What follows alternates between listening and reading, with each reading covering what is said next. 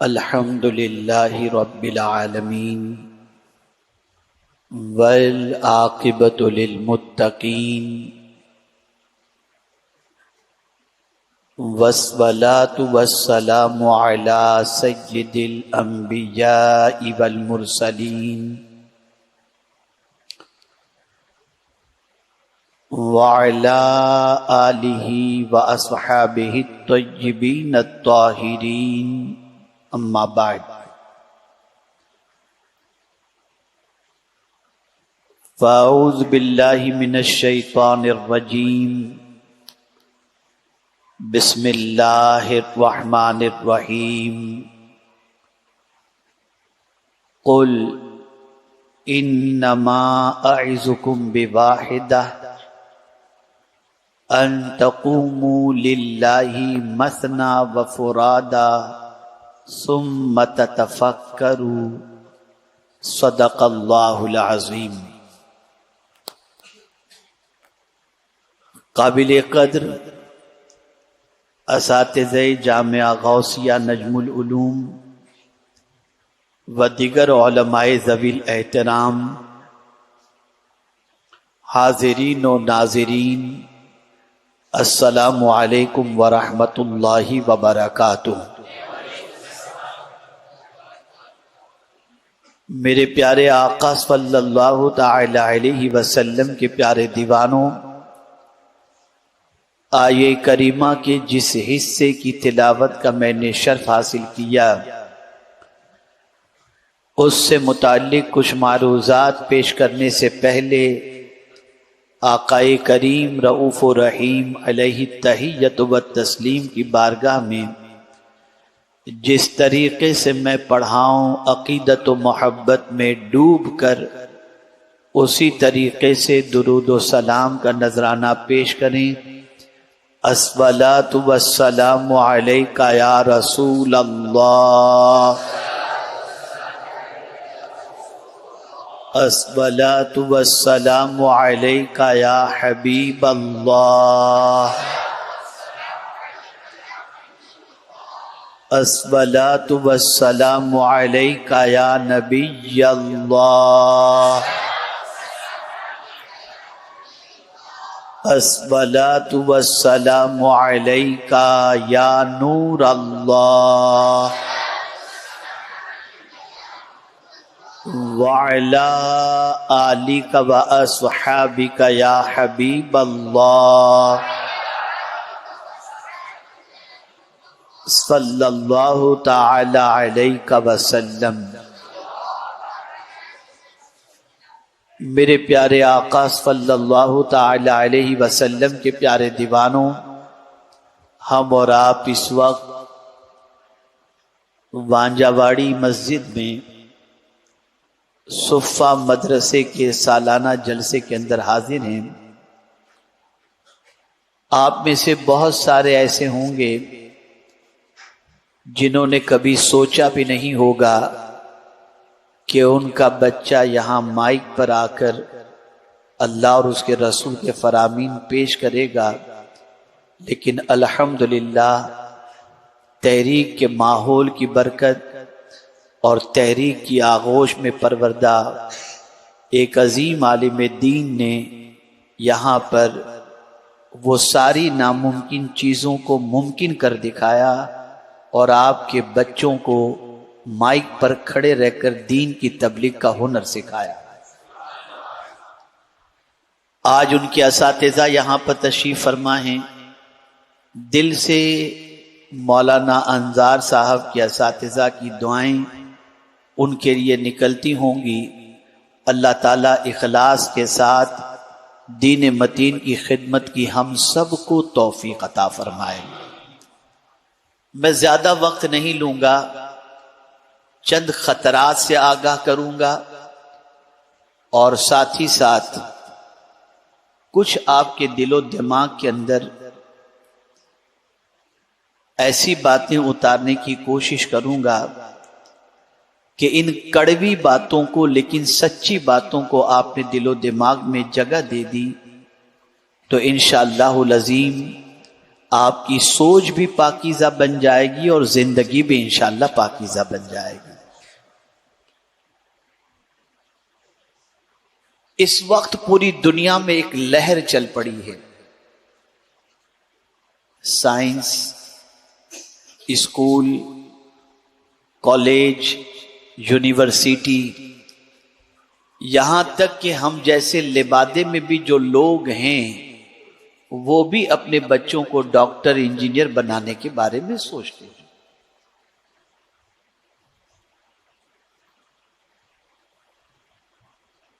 نہ ڈاکٹر بننا بری بات ہے، نہ انجینئر بننا بری بات ہے، نہ لائر بننا بری بات ہے، نہ ریسرچ اسکالر بننا بری بات ہے،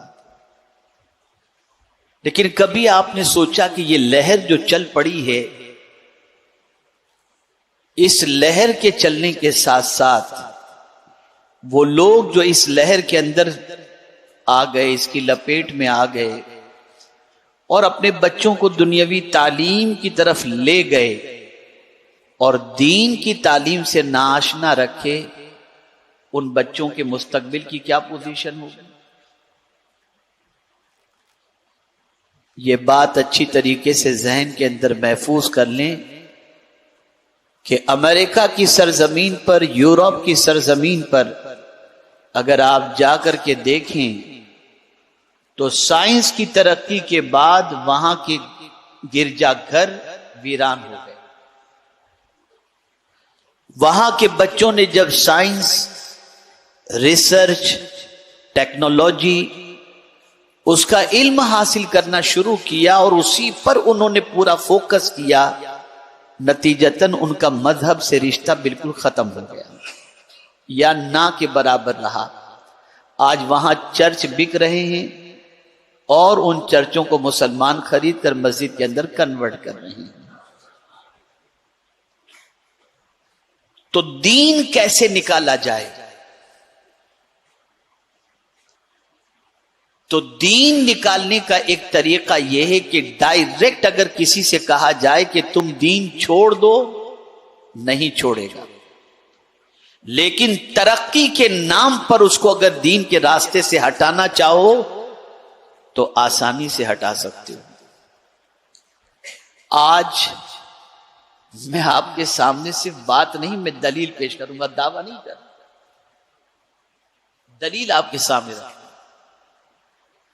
مسجد میں اگر کسی جلسے میں آج مسلم ڈاکٹرز، انجینئرز، لائرز کو بلایا جائے، نہیں آئیں گے۔ بینکویٹ ہال کے اندر بلاؤ، دوڑے دوڑے آئیں گے۔ جمعہ کی نماز کے لیے ان کی پوزیشن یہ ہوگی، خطبے کے وقت آئیں گے، بغیر ٹوپی کے نماز پڑھیں گے، 2 رکعت پڑھ کر کے بھاگ جائیں گے۔ یہ دنیاوی تعلیم یافتہ کا دین سے رشتہ کمزور ہوتا جا رہا ہے۔ آپ کہیں گے مولانا یہ کہاں کی منطق لے آ کر کیا کیا پیش کر رہے ہیں؟ تو میں آپ کو بتاؤں،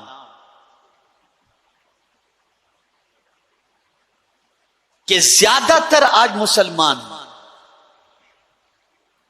دنیاوی تعلیم حاصل کر لینے کے بعد اگر اس کی پرورش دینی ماحول کے اندر نہیں ہوئی، اس کے گھر کا ماحول دینی نہیں ہے، ماں باپ اگر نمازی نہیں ہیں، گھر کے اندر اللہ، اس کے رسول جل جلالہ و صلی اللہ علیہ وسلم کا ذکر نہیں ہوتا، تو میں آپ کو پورے یقین کے ساتھ کہتا ہوں بڑی مشکل سے ان کا بچہ ڈاکٹر یا انجینئر بننے کے بعد جمعہ کی نماز بھی پڑھتا ہوا آپ کو دکھائی دے گا۔ یہ ہمارا مستقبل، یہ ہمارا جنریشن جو آنے والا ہے، ہم انہیں ڈاکٹر تو بنانے کی فکر کرتے ہیں، لائر اور انجینئر بنانے کی تو فکر کرتے ہیں، کبھی ہم نے یہ بھی فکر کی کہ ہمارا بچہ اسلام پر قائم رہے؟ کیا پرائرٹی کے اندر اسلام ان کے اندر رکھا گیا؟ کیا ان کے دل و دماغ میں یہ بات بٹھائی گئی کہ بیٹا تو ڈاکٹر نہیں بنے گا، چل جائے گا، لیکن مسلمان بن کر زندگی گزارنا؟ ہم نے یہ نہیں بٹھایا۔ ہمیں تو خوشی ہوتی ہے جب ہمارا بچہ انگلش کے اندر بات کرتا ہے، کوئی ریسرچ پیش کرتا ہے، کوئی ڈگری پیش کرتا ہے تو ہم پھولے نہیں سماتے، پھر ہمارا بچہ چاہے جا کر کے مارکیٹ کے اندر دنیا داروں کے ساتھ شراب پیے یا زنا کے اڈے پر جائے، ہمیں اس کی کوئی فکر نہیں ہوتی الا ماشاء اللہ۔ تو سوال یہ پیدا ہوتا ہے کہ کیا سائنس کا علم حاصل کرنا دہریت کی طرف لے جائے گا؟ کیا ماڈرن ٹیکنالوجی کا ایجوکیشن حاصل کرنا انسان کو دہریہ بنا دے گا؟ تو میں آپ کو بتاؤں، جتنے بھی کالج اور یونیورسٹیز اس وقت ہیں، ان سارے کالج اور یونیورسٹیز کے انوائرمنٹ کا جائزہ لیجئے اور ماحول کا جائزہ لیجئے، تو میں آپ کو یقین کے ساتھ کہہ سکتا ہوں 90% وہاں پڑھنے والوں کا ذہن ناپاک ہوتا ہے۔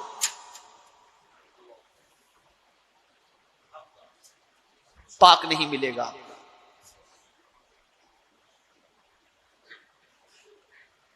کالج اور یونیورسٹی کی بات تو بہت دور کی رہی، اب ہائی اسکول کے 9th کے بچے اور بچیوں کے بیگ کے اندر سے کنڈوم ملتا ہوا نظر آ رہا۔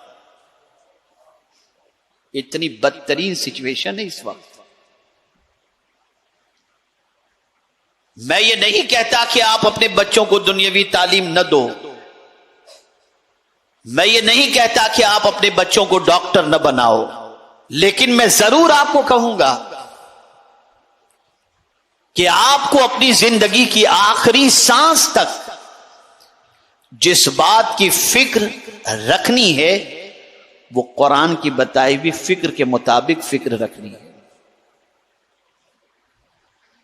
حضرت یعقوب علیہ نبینا علیہ الصلاۃ والتسلیم کے وصال کا وقت جب قریب آیا تو کیا فکر تھی؟ قرآن کہتا ہے اذ حضر یعقوب الموت اذ قال لبنیہ ما تعبدون من بعدی قالوا نعبد الہک و الہ آبائک ابراہیم و اسماعیل و اسحاق الہا واحدا ونحن له مسلمون۔ جب اس دنیا سے جانے کا وقت قریب آیا، بیٹوں کو، پوتوں کو، سب کو جمع کیا حضرت یعقوب علیہ السلام نے، اور فکر کس بات کی؟ اپنے بچوں سے آپ نے سوال فرمایا ما تعبدون من بعدی، میں اس دنیا سے چلا جاؤں گا تو میرے بعد تم کس کی عبادت کرو گے؟ تو بچوں نے جواب میں کہا قالوا نعبد الہک و الہ آبائک ابراہیم و اسماعیل و اسحاق الہ واحدا۔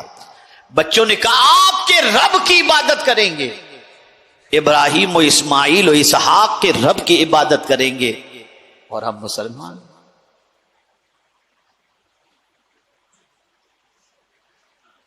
ایک باپ کو سب سے بڑی فکر اپنی اولاد کے سلسلے میں جس چیز کی رکھنی ہے وہ یہ ہے کہ میرا بیٹا پیدائش سے لے کر کے زندگی کی آخری سانس تک اسلام کو اپنی زندگی کے اندر اس طرح سے اسلام سے محبت کرے کہ یہ نہیں یار میں تو مسلمان، ڈر کے نہیں، الحمدللہ میں مسلمان ہوں۔ جب تک کہ مسلمان ہونے پر فخر محسوس نہیں کرے گا اس وقت تک وہ اسلام پر قائم نہیں رہ سکتا۔ کیا یہ سچ نہیں کہ لاشعوری طور پر آج کا مسلمان اگر اسے جاب نہیں ملتا تو ہم اگر اس سے پوچھتے ہیں کہ بیٹا بے روزگار کیوں ہو تو اس کا جواب ہوتا ہے مسلمان سمجھ کر مجھے کوئی نوکری نہیں دیتا، میری فائل کلیئر نہیں ہوتی اس لیے کہ میں مسلمان ہوں، مجھے جاب نہیں ملتی اس لیے کہ میں مسلمان ہوں، میرا کاروبار نہیں چلتا اس لیے کہ میں مسلمان ہوں۔ آپ سنتے تو آ رہے ہیں اور کہتے بھی آ رہے ہیں، لیکن اس کے پیچھے پوری دنیا کا رشتہ اسلام سے آپ کمزور کر رہے ہیں۔ نوجوان کی سائیکولوجی یہ ہوتی ہے کہ وہ زوال کو پسند نہیں کرتا، عروج کو پسند کرتا ہے. وہ ناکامی کو پسند نہیں کرتا، کامیابی کو پسند کرتا ہے. اگر نوجوان کے ذہن میں یہ بات بیٹھ جائے گی کہ مسلمان ہونے پر مجھے ترقی نہیں مل سکتی، تو وہ اسلام سے اپنا رشتہ رکھے گا کیوں؟ ہم آج پوری قوم کو اس احساس کمتری کا شکار کر رہے ہیں. ہمارے ان جملوں کی بنیاد پر اسلام کی عظمتوں کا چراغ سینے سے بجھنے کے قریب ہے، اور آہستہ آہستہ ارتداد کی راہ اس طرح سے کشادہ ہو رہی ہے کہ ایک نہیں، ہول سیل کے اندر لوگ ارتداد کے راستے پر دوڑتے ہوئے نظر آ رہے ہیں. دنیا نے یہ من بنا لیا ہے. اس کو میں دوسرے اینگل سے سمجھاؤں گا تو بات سمجھ میں آئے گی. ہم اس وقت 5 قسم کی جنگ کے اندر گرفتار ہیں. 5 قسم کی جنگ: اکنامیکل وار، ایجوکیشنل وار، پولیٹیکل وار، پروپیگنڈا وار اور کیریکٹر وار. تعلیمی جنگ کے اندر ہم اس وقت ہیں، اور اس جنگ کے اندر ہم شکست تقریباً کھا چکے ہیں. معاشی اعتبار سے دنیا کے کسی مسلم ملک کی کوئی چیز ایسی نہیں ہے جو مارکیٹ میں نہ ملے تو دنیا اس کے بغیر جی نہ سکتی ہو. اس لیے معاشی اعتبار سے بھی جنگ کے اندر ہم شکست کھا چکے ہیں. پروپیگنڈا وار میں بھی ہم شکست کھا چکے ہیں. ہمارا کوئی ایسا میڈیا نہیں جس کے ذریعے پوری دنیا میں ہم اپنی سچائی کو پہنچا سکتے ہیں. پولیٹیکل وار کے اندر 57 اسلامی ملک ہونے کے باوجود ایک ملک کو بھی ویٹو پاور نہیں. اب لے دے کر ایک جنگ رہ جاتی ہے، وہ ہے کیریکٹر وار، اخلاقی جنگ. اس میں آج بھی مسلمان غیروں کے مقابلے میں اخلاقی اعتبار سے بہتر ہے. اب اس جنگ کے اندر شکست دینے کے لیے ننگے پن کو عام کیا جا رہا ہے، اور تازہ ترین سروے کی بنیاد پر دنیا میں سب سے زیادہ گندی پکچر دیکھنے والے اگر کوئی قوم نظر آ رہی ہے تو وہ مسلمان ہے. یہ لیٹسٹ سروے کے اندر آیا ہے.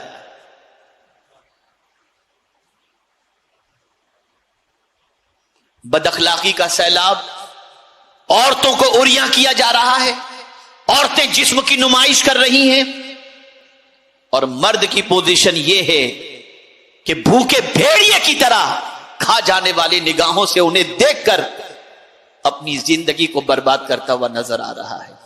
بس یہی ایک وار ہے جس میں ہم بہتر ہیں، لیکن پوری دنیا کوشش کر رہی کہ اس مسلمان کی اخلاق اگر ختم ہو گئے تو پھر دنیا کی کوئی مسلمان کبھی ابھر نہیں سکتے اور نہ کبھی کامیاب ہو سکتے. یہ 5 قسم کی جنگیں چل رہی ہیں. ہمیں تو گوشت مچھلی کھانے سے فرصت کہاں ہے. ہماری سچویشن تو یہ ہے کہ جتنے مسلم اکثریتی علاقے ہیں وہاں پر سب سے زیادہ آپ کو ہوٹلز ملے گی، رات کے 3 بجے تک خوب مرغا مسلم کھاتے رہتے ہیں. یہ ہماری قوم کی پہچان ہے، آئیڈینٹی ہے.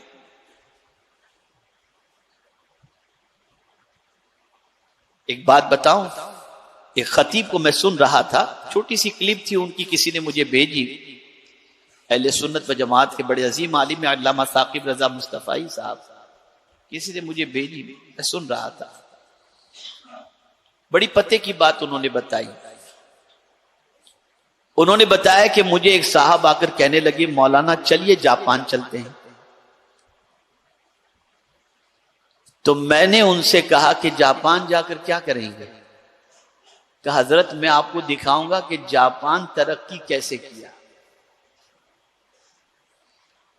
کہ اچھا چلو میں نہیں آتا ہوں، تم بتا دو تمہیں معلوم ہو تو وہاں تک کے سفر کی ضرورت نہیں. تم ہی بتا دو. تو اس شخص نے بتایا کہ ہر ماں اپنی گود میں اپنے بچے کو جو تعلیم دیتی ہے اس میں خاص طور پر 2 چیزوں کی تعلیم دیتی ہے.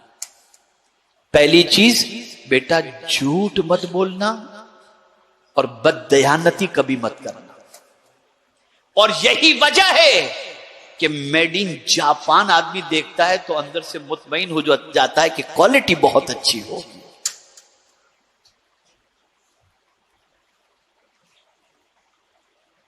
کبھی ترقی یافتہ قوموں کی زندگی آپ نے پڑھی؟ وہ جاپان جس نے ایٹم بم جھیلا ہے. آج تنہا جاپان کے اندر جتنی یونیورسٹیز ہیں پوری دنیا میں موجود اسلامی ممالک کے اندر اتنی یونیورسٹی، تنہا جاپان کی بات کرنا ہوں. لیکن میں دنیاوی تعلیم کی بجائے اس جملے کی طرف آتا ہوں، جھوٹ اور دیانتداری ہے ہماری قوم میں. جو قوم عمرہ اور حج کے نام پہ فراڈ کرتی ہو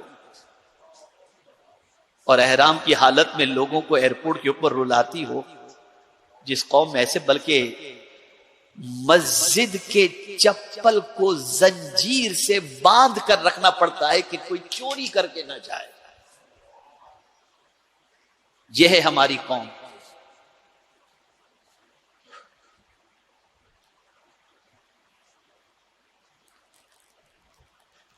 مجھے بتاؤ کس طرح سے آپ انقلاب لائیں گے؟ کس طرح سے آپ معاشرے کے اندر بسنے والے مسلمانوں کو سرخ روئی کی طرف لے جا سکیں گے؟ یہ خرابیاں ختم کرنی ہوں گی. ان ساری چیزوں پر نظر رکھنی ہوگی. خوب اعلیٰ تعلیم دلاؤ بچوں کو، ڈاکٹر بھی بناؤ، انجینئر بھی بناؤ، بیرسٹر بھی بناؤ، لیکن سب سے پہلے اس چیز پر نظر رہے بیٹا نمازی تو ہے نا، بیٹا رات کی تاریکی میں چھپ کر کوئی غلط چیز تو نہیں دیکھ رہا نا، نظر ہونی چاہیے. بیٹے کے سینے میں عشق مصطفیٰ صلی اللہ علیہ وسلم تو موجود ہے، بیٹا قرآن شریف کی تلاوت کرتا ہے یا نہیں کرتا، اس پر آپ کی نظر ہونی چاہیے. اور وہ بچے ماشاءاللہ ہمارے ایک ساتھی یہاں پر گولڈ میڈلسٹ ہیں، امام شریف میں بیٹھے ہوئے ہیں، دینی ماحول کے اندر آپ کے ماہیم ہی کے ہیں. باپ کی تربیت اور گھر کے ماحول نے گولڈ میڈلسٹ ہونے کے باوجود آج دین پر صرف ثابت قدم ہی نہیں رکھا، دین کا پیغام پہنچانے والا بنا دیا ہے. سائنس حاصل کرو، لیکن میں آپ کو بتاؤں بہت بڑے سائنٹسٹ تھے حضرت سلیمان علیہ السلام.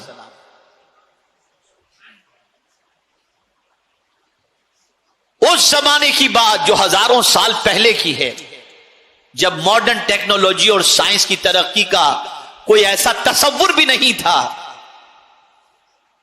اس سچویشن میں حضرت سلیمان علیہ السلام تخت بلقیس لانے کی بات کرتے ہیں. حضرت آصف برخیہ نے عرض کیا، حضور انا آتی کبھی قبل ان یرتد الیک طرفک، پلک کے جھپکنے سے پہلے بلقیس کا تخت آپ کے قدموں میں پیش کر دوں گا. کیا بازو میں تخت پڑا ہوا تھا؟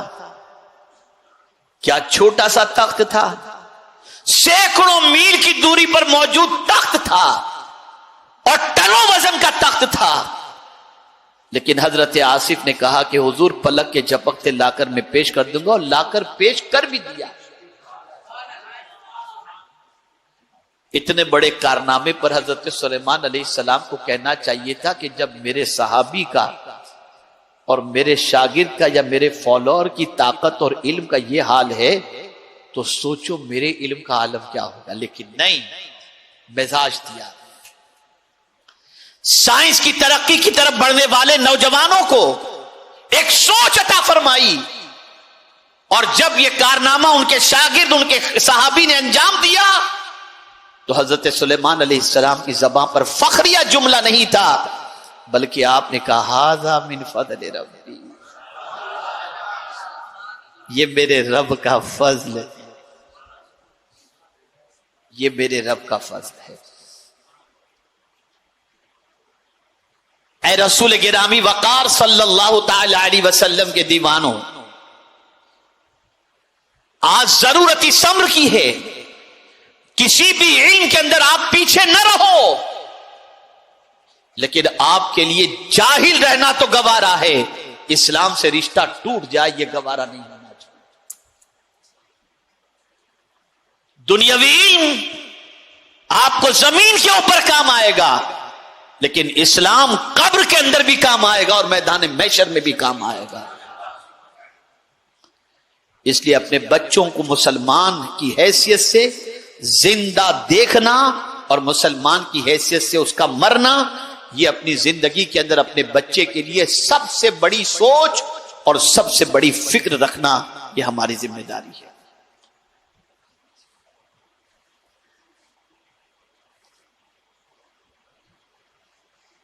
اب ایک آخری بات عرض کر دوں، مجھے نہیں لگ رہا تھا کہ آج میں خطاب کچھ کر سکوں گا، مسلسل کئی راتوں کا جگا ہوا ہوں اور صرف 1-1.5 گھنٹہ سو کر کے بس چل رہی ہے گاڑی، لیکن اللہ کہلوا رہا ہے۔ ایک بات عرض کرتا ہوں، اگر آپ اسے ذہن کے اندر محفوظ کر لیں، کریں گے انشاءاللہ العزیز، ایک ہے مقصد اور ایک ہے ضرورت، ایک ہے بولیے اور ایک ہے ضرورت۔ ہم نے مقصد کو ضرورت بنا لیا اور ضرورت کو مقصد بنا لیا۔ سمجھا رہا ہوں، مقصد کو ضرورت کے درجے میں لا کر رکھ دیا اور ضرورت کو مقصد کے درجے میں لا کر رکھ دیا۔ توجہ ہے نا آپ کی؟ ہے توجہ پوری طریقے سے؟ اس لیے کہ اگر یہ بات مس کر گئے نا تو بہت بڑی چیز آپ بھول جائیں گے۔ ایک ہے مقصد اور ایک ہے، پھر ایک بار بولیے، مقصد کی جگہ ضرورت نے لے لیا اور ضرورت کی جگہ مقصد نے لے لیا۔ آج دنیا کے مسلمانوں سے پوچھو تمہارا مقصد کیا ہے؟ گاڑی، بنگلہ، موٹر، بس یہی سب چیز، یہ مقصد ہو گیا۔ علم کیوں حاصل کر رہے ہو؟ یہ ہمارا مقصد ہے، اچھی جاب مل جائے، اچھی ارننگ ہو، کرائے کے مکان سے خود کے مکان میں، بس یہ پوری محنت و مشقت کا مقصد یہی ساری چیزیں ہیں۔ جواب دیجئے، ہے یا نہیں؟ بولیے۔ آدمی صبح سے لے کر رات تک کیوں کرتا ہے محنت؟ اس کا مقصد گھر ہے، اس کا مقصد بیوی بچے ہیں، اس کا مقصد دنیا کے تعیشات کے سامان کا حصول ہے، یہ اس کا مقصد بن گیا۔ اور ضرورت، جب کام اٹک جائے تو اللہ کو یاد کرو، جب کام اٹک جائے تو اللہ کو یاد کرو، تو اللہ بن گیا ضرورت اور مال بن گیا مقصد۔ ہم اللہ کو ضرورت پڑنے پر یاد کرتے ہیں اور جب سب مل جاتا ہے تو اللہ کو بھول جاتے ہیں۔ تو آج کل ہماری ضرورت دنیا بن گئی، ہمارا مقصد دنیا اور اللہ بن گیا ہماری ضرورت۔ ہونا یہ چاہیے تھا کہ ہمارا مقصد اللہ ہو اور دنیا ہماری ضرورت ہو۔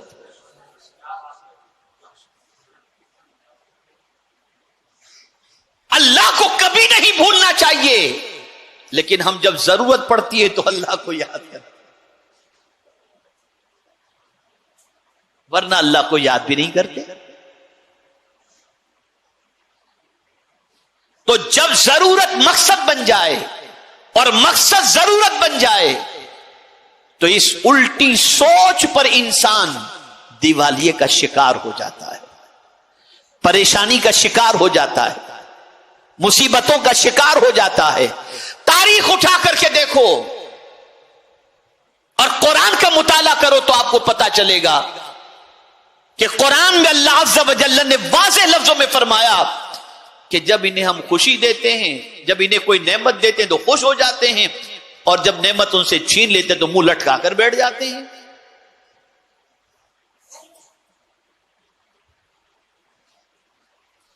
بلکہ جب اللہ انعام اور نعمتیں عطا کرتا ہے تو اللہ کو بھول جاتے ہیں، اور جب اللہ کی طرف سے کوئی تکلیف آ پہنچتی ہے تو مایوس ہو کر بیٹھ جاتے ہیں۔ وَإِذَا أَنْعَمْنَا عَلَى الْإِنسَانِ أَعْرَضَ وَنَأَىٰ بِجَانِبِهِ وَإِذَا مَسَّهُ الشَّرُّ كَانَ يَئُوسًا۔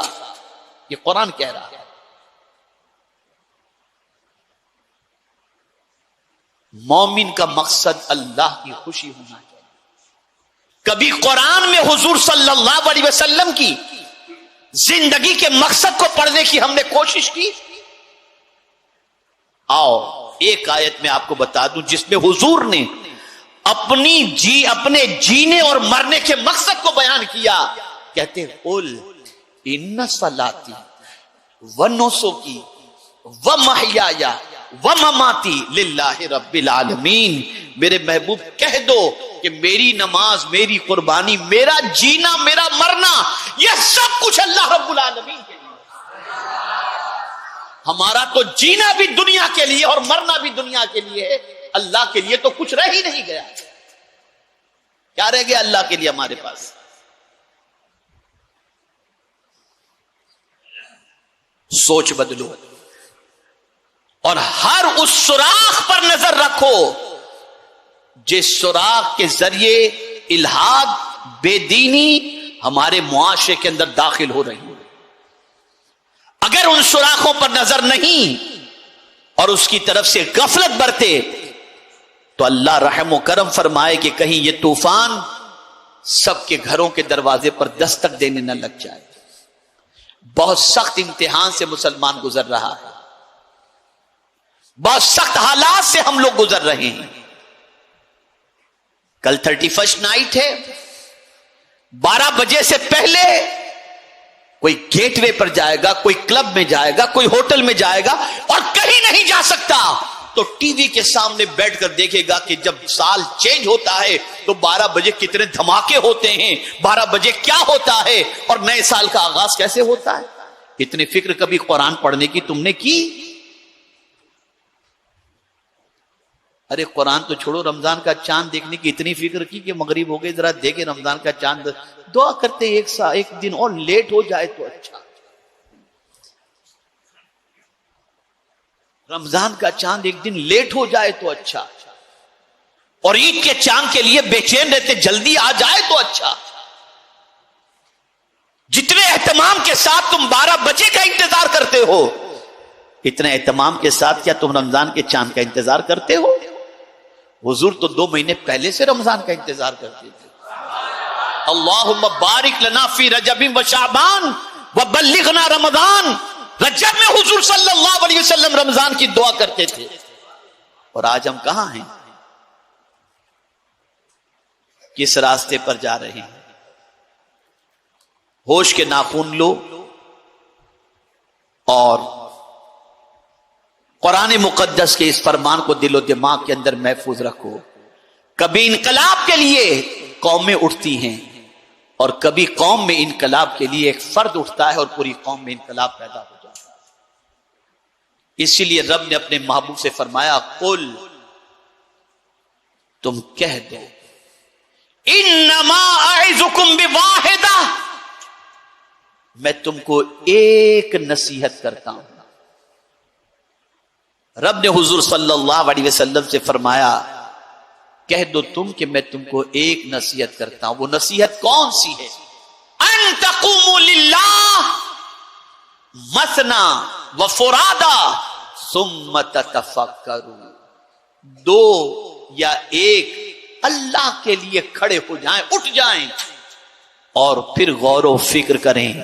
اے رسول اعظم صلی اللہ علیہ وسلم کے دیوانوں، اگر قوم کا کوئی ایک فرد بھی اٹھ کر اگر پوری قوم کی فکر کرے اور محنت و مشقت کرے تو اللہ تعالیٰ گری ہوئی اس قوم کو اٹھا دے گا اور ان کو کامیابی کا مسافر بنا دے گا۔ آج اٹھنے کی ضرورت ہے، لیکن اللہ کے لیے، اپنے لیے نہیں۔ लिल्लाह फरमाया गया। अल्लाह को राजी करने के लिए उठो, और जब अल्लाह को राजी करने के लिए उठोगे तो फिर मेरे करीम की शान भी यह है कि वो फरमाता है इन तंसुरुल्लाह यंसुरकुम, अगर तुम अल्लाह के दीन की मदद करोगे अल्लाह तुम्हारी मदद करेगा। अब दो बातें और अर्ज कर दूं, जहन में आ गई।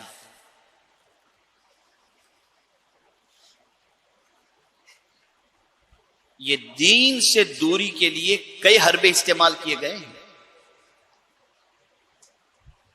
बुजुर्गों से ताल्लुक तोड़वाना तो है ही, नबी की शान के सिलसिले में भी ऐसे कलिमात कि बंदा नबी से भी अपने ताल्लुक को कमजोर कर बैठे माअज़ल्लाह, और नबी को भी एक ऑर्डिनरी इंसान जैसा समझ बैठे, तो अब उसके सामने कोई आइडियल रहे ही नहीं।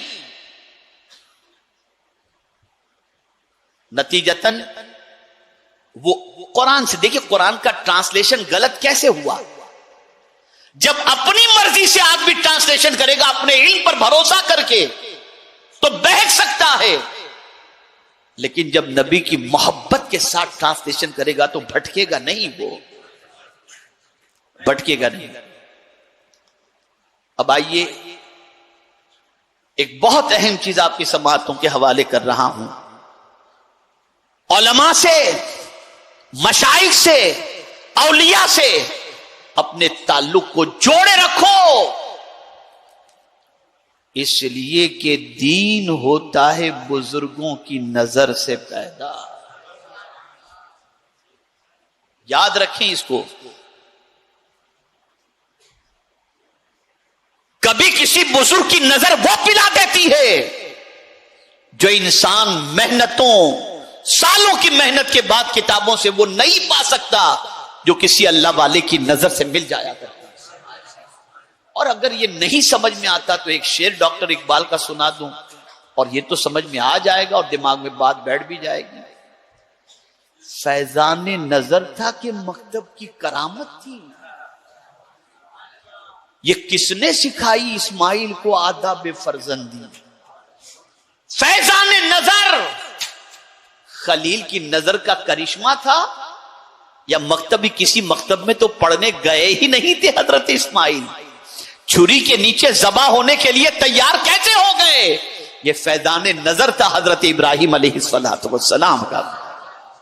तो बुजुर्गों की नजर से ईमान भी मिला करता है, और बुजुर्गों की नजर से अल्लाह अज़्ज़ व जल वो कुछ अता कर देता है जो कुछ इंसान मेहनत और मशक्कत के बाद भी हासिल नहीं कर सकता। अब किसी के ज़हन में सवाल और नजर में इतनी ताकत कहां से, तो हदीस की रोशनी में सुना दूं।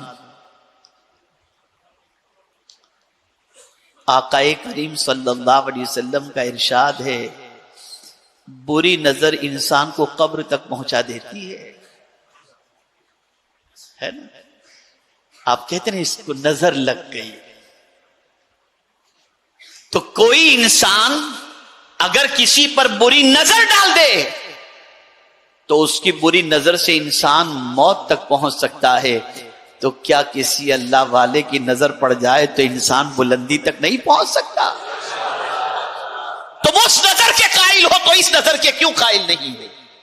इस नजर को भी मानो, तस्लीम करो इस नजर को। इसलिए जरूरत इस अम्र की है कि उन सारे अकाइद, उन सारे नजरियात, उन सारे तसव्वुरात और तखय्युलात और उन सारी तालीमात से अपना रिश्ता तोड़ दो और उनसे ताल्लुक तोड़ दो जो तुम्हें बुजुर्गों की बेअदबी और बुजुर्गों से कुछ नहीं मिलता जो ये तालीम देते हो, उनसे कोई रिश्ता मत रखो।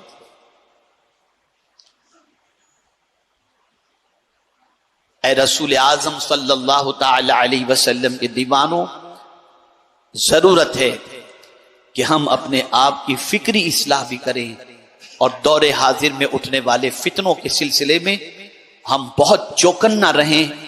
और सबसे ज्यादा जिस बात की फिक्र अपनी औलाद के सिलसिले में हमें करनी है वो ये फिक्र करनी है कि हमारा बच्चा, हमारी नस्लें جیے تو اسلام پر اور مرے تو اسلام پر۔ معذرت خواہانہ انداز کے اندر نہ کہے کہ میں مسلمان ہوں، فخر سے کہے الحمدللہ میں مسلمان ہوں۔ اللہ تعالیٰ مجھ پر آپ پر سب پر کرم کی نظر فرمائے۔ آپ سن رہے ہیں نعت اسٹوڈیو بریلی۔